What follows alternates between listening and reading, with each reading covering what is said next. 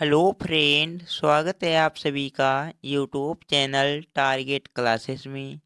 साथियों, आज के इस वीडियो में 50 महत्वपूर्ण प्रश्न देखेंगे जो आप यूपी होम गार्ड की तैयारी करते हो आपके लिए महत्वपूर्ण होंगे।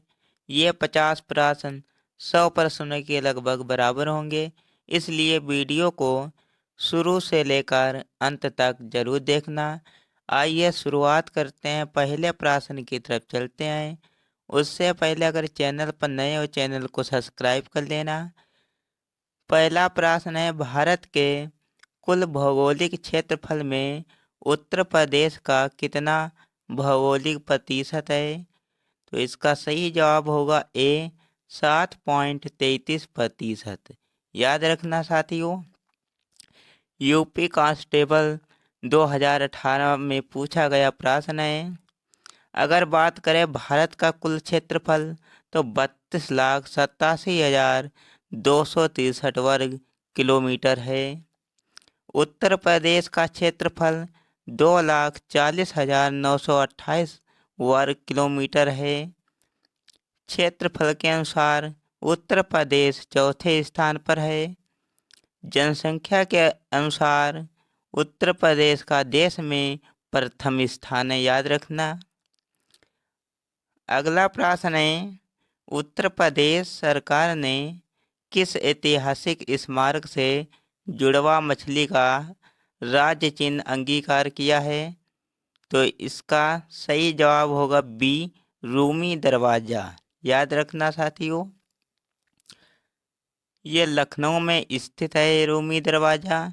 इसका निर्माण असाफुद्दौला के द्वारा 1784 में करवाया गया था, याद रखना। अगला सवाल है, सोनभद्र जिले को स्पर्श करती है? तो ये इसका सही जवाब होगा सी 4 राज्यों की सीमाएं, याद रखना साथियों। अगला सवाल है, निम्नलिखित में से किस जिले को राष्ट्रीय राजधानी क्षेत्र एनसीआर के 23वें जिले के रूप में शामिल किया गया है? तो इसका सही जवाब होगा ए शामली। ये इसका सही जवाब हो जाएगा। उत्तर प्रदेश के कुल 8 जिले हैं एनसीआर में आते हैं। मेरठ, मुजफ्फरनगर, गाजियाबाद, गौतम बुद्ध नगर, बुलंदशहर, बागपत, हापुड़ और शामली, याद रखना साथियों। अगला सवाल है, उत्तर प्रदेश के निम्नलिखित जिलों में से किसकी सीमा नेपाल के साथ लगती है? तो इसका सही जवाब हो जाएगा ए महाराजगंज। ये इसका सही जवाब हो जाएगा। उत्तर प्रदेश के 7 जिले नेपाल की सीमा को स्पर्श करते हैं, याद रखना साथियों। 2018 में पूछा गया सवाल है। अगला प्रश्न है, उत्तर प्रदेश की आर्थिक राजधानी किसे कहा जाता है? तो इसका सही जवाब होगा ए कानपुर को। याद रखना साथियों। उत्तर प्रदेश की न्यायिक राजधानी प्रयागराज को कहते हैं। उत्तर प्रदेश की विधायी राजधानी लखनऊ। उत्तर प्रदेश की न्यायिक खंडपीठ ये लखनऊ है, याद रखना साथियों। ये 3 सवाल। अगला सवाल है, उत्तर प्रदेश का कौन सा जिला कांच उद्योग के लिए प्रसिद्ध है? तो इसका सही जवाब होगा ए फिरोजाबाद। याद रखना साथियों। वाराणसी साड़ी उद्योग के लिए जाना जाता है। आगरा पेठा नगरी ताज नगरी के नाम से जानते हैं। अगला सवाल है, लाख बेहोशी अभ्यारण्य किस जनपद में स्थित है? तो इसका सही जवाब होगा एक कन्नौज में, याद रखना। यह उत्तर प्रदेश का सबसे बड़ा पक्षी अभ्यारण्य है। उत्तर प्रदेश का सबसे छोटा पक्षी अभ्यारण्य पटना पक्षी अभ्यारण्य है। यह एटा में स्थित है। उन्नाव की बात करें तो नवाबगंज पक्षी विहार, हरदोई की बात करें तो सांडी पक्षी विहार, रायबरेली शामसापुर पक्षी विहार। याद रखना साथियों। अगला सवाल है, आगरा शहर की स्थापना किसने की थी? तो इसका सही जवाब होगा बी, सिकंदर लोदी ने। जौनपुर की स्थापना फिरोज शाह तुगलक ने की थी, याद रखना है। अगला सवाल है, उत्तर प्रदेश के किस जिले में यूरेनियम के भंडार पाए जाते हैं? तो इसका सही जवाब होगा ए, ललितपुर। ललितपुर के देवगढ़ में ही दशावतार मंदिर स्थित है। इस मंदिर में भगवान विष्णु की प्रतिमा की पूजा की जाती है। अगला सवाल है, तीर्थों का राजा उत्तर प्रदेश के किस जिले को कहा जाता है? तो इसका सही जवाब होगा बी, प्रयागराज। याद रखना साथियों। प्रयागराज को ही तीर्थ का राजा कहते हैं। प्रयागराज को संगम नगरी के नाम से जानते हैं। प्रयागराज कुंभ नगरी भी कहा जाता है। प्रयागराज को ही तंबू नगरी भी कहा जाता है। प्रयागराज को ही पूर्व में इलाहाबाद के नाम से जाना जाता था। अगला सवाल है, उत्तर प्रदेश का राजकीय चिन्ह क्या है? तो इसका सही जवाब होगा सी, मछली। राजकीय पशु बारहसिंगा है।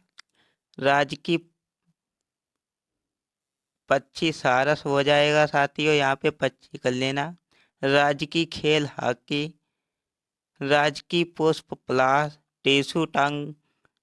राजकीय वृक्ष अशोक है। अगला सवाल है, उत्तर प्रदेश का राजकीय चिन्ह कब स्वीकृत किया गया था? तो इसका सही जवाब होगा 1938। सी इसका सही जवाब हो जाएगा। अगला सवाल है, उत्तर प्रदेश की एकमात्र नदी कौन सी है जो हिमालय से नहीं निकलती है? तो इसका सही जवाब होगा सी, गोमती नदी। गोमती नदी पीलीभीत के जिले फुलहार झील से निकलती है। उत्तर प्रदेश उत्तर प्रदेश की राजधानी लखनऊ गोमती नदी के किनारे स्थित है। लोहे की खोज उत्तर प्रदेश के किस जनपद में हुई? तो इसका सही जवाब होगा ए, वाराणसी। बनारस का उपनाम काशी है। काशी को ही घंटों का शहर या मंदिरों का शहर भी कहा जाता है। केंद्रीय सब्जी अनुसंधान संस्थान वाराणसी में है। अगला सवाल है, उत्तर प्रदेश का सबसे बड़ा आलू उत्पादक जिला कौन सा है? तो इसका सही जवाब होगा फर्रुखाबाद। याद रखना साथियों। सहारनपुर सिगरेट उद्योग के नाम से जानते हैं। कानपुर चमड़ा उद्योग। प्रयागराज को चीनी मिट्टी या अमरूद उत्पादन के लिए जाना जाता है। फर्रुखाबाद आलू उद्योग के लिए जाना जाता है। अगला सवाल है, उत्तर प्रदेश में भारत कला भवन कहाँ स्थित है? तो इसका सही जवाब होगा बी, वाराणसी। संगीत कला भवन कहाँ है? तो ये लखनऊ में है। भारत कला भवन तो ये वाराणसी में है। अगला सवाल है, उत्तर प्रदेश की जलवायु कैसी है? तो इसका सही जवाब होगा बी, उष्णकटिबंधीय मानसूनी। बी इसका सही जवाब हो जाएगा। अगला सवाल है, उत्तर प्रदेश के किस जनपद में खुसरो बाग स्थित है? तो इसका सही जवाब होगा सी, प्रयागराज। अगला सवाल है, उत्तर प्रदेश का प्रसिद्ध दुधवा नेशनल पार्क किस जिले में स्थित है? तो इसका सही जवाब होगा ए, लखीमपुर खीरी। यूपी का सर्वाधिक क्षेत्रफल वाला जिला लखीमपुर खीरी है। अगला सवाल है, उत्तर प्रदेश के प्रमुख हवाई अड्डों के निम्नलिखित जोड़ों में से कौन सा गलत है? तो इसका सही जवाब होगा ए, याद रखना, बाबतपुर हवाई अड्डा आगरा में नहीं है, यह वाराणसी में है। वर्तमान में बाबतपुर हवाई अड्डा का नाम बदलकर लाल बहादुर शास्त्री हवाई अड्डा कर दिया गया था। अगला सवाल है, हिंदू मुस्लिम एकता का प्रतीक सुलह-कुल उत्सव प्रदेश में कहाँ मनाया जाता? तो इसका सही जवाब होगा बी, आगरा। सुलह कुल उत्सव की शुरुआत अकबर के द्वारा हिंदू व मुस्लिम के बीच मन मुटाव को मिटाने के लिए की थी।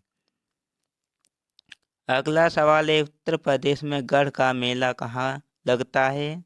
तो ये हापुड़ में लगता है साथियों। क्षेत्रफल के अनुसार उत्तर प्रदेश का सबसे छोटा जिला हापुड़ है। सबसे बड़ा जिला लखीमपुर खीरी है।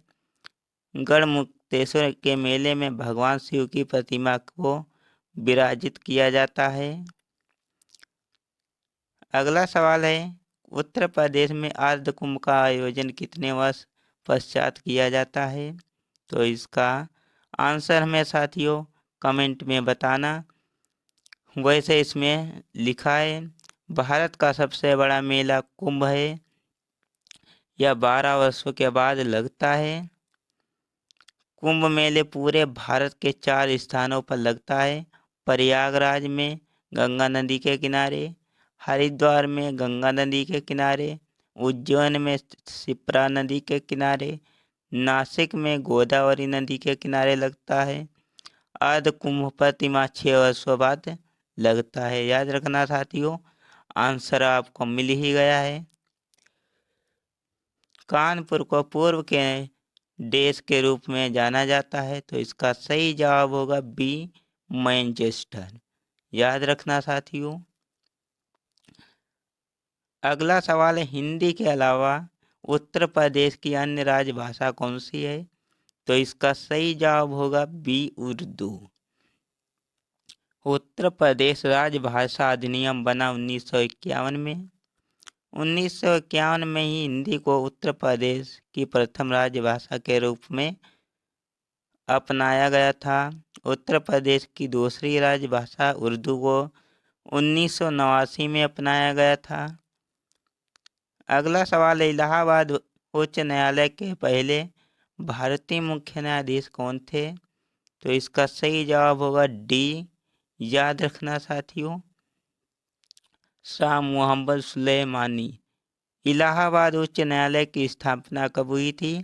तो 1869 में हुई थी। याद रखना। नवाबगंज पक्षी अभयारण्य किन जिलों में स्थित है? तो इसका सही जवाब होगा ए, उन्नाव जिले में स्थित है। याद रखना साथियों। सबसे पहला पक्षी अभयारण्य नवाबगंज पक्षी अभयारण्य उन्नाव में है। उत्तर प्रदेश का सबसे बड़ा पक्षी अभयारण्य लाख बेहोशी पक्षी अभयारण्य जो कि कन्नौज में है। अगला सवाल है, सैयद सलार मेला कहाँ आयोजित किया जाता है? तो इसका सही जवाब होगा बी, बहराइच में। याद रखना साथियों। देवा शरीफ मेला की बात करें, ये बाराबंकी में लगता है। तो हमने इस वीडियो में 50 प्रश्न कंप्लीट किए जो कि 100 प्रश्नों के बराबर है। वीडियो कैसा लगा कमेंट में बताना। वीडियो अच्छा लगे तो लाइक करना। चैनल पर नए हो चैनल को सब्सक्राइब कर लेना। मिलते हैं नए वीडियो में, तब तक के लिए जय हिंद।